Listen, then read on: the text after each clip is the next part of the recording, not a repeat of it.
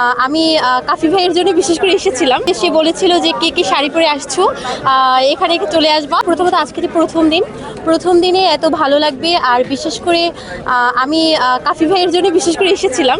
সেটা হলো সে একটা পোস্ট করেছিল যে ঘুমিয়েছিলাম আমি, তো ঘুম থেকে উঠে তার পোস্টটা আমি দেখি।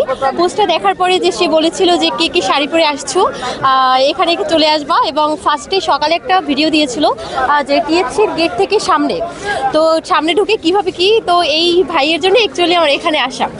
আর ভালো লাগার যে ব্যাপারটা সেটা হলো, যেহেতু আমরা স্টুডেন্ট, তো সেক্ষেত্রে আমাদের বইমেলাটা ভালো লাগার একটা পার্ট। এটা আমাদের জীবনের একটা পার্ট, কারণ আমরা স্টুডেন্টরা তো বই নিয়েই অলওয়েজ থাকা হয়।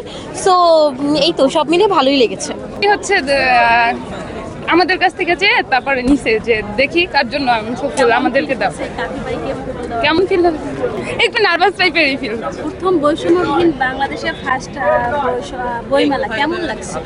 অনেক ভালো লাগছে। এর আগে কখন আসা হয়েছে? হ্যাঁ, অনেকবার আসা। গত বছরের তুলনায় এবছর কিরকম উৎসাহ দেখছেন? আজকে ফার্স্ট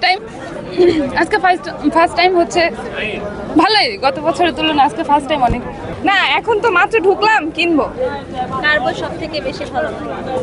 এখন পর্যন্ত তো জানি না, আসলাম মাত্র দেখি। হ্যাঁ, আসলে সবার আসা উচিত, একবার হইলেও সবার আসা উচিত। তো এসে ভালোই লাগলো, মানে সাজাচ্ছে তো এখন পর্যন্ত কমপ্লিট হয় নাই। আগে দেখি, ঘুরি। কোন লেখককে এরপর বেশি ভালো লাগে? হুমায়ুন আহমেদ। ওনার বই কি পড়া হয়েছে? হ্যাঁ, হয়।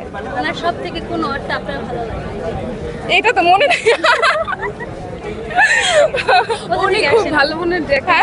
কোথা থেকে আসছেন? বরিশাল। এত দূর থেকে বরিশাল হ্যাঁ, বেড়াইতে আসছিলাম তো, বইমেলা হচ্ছে তো ভাবলাম ঘুরে যাই। পড়াশোনা? বরিশালি ওমেন্স। Thank you. আমি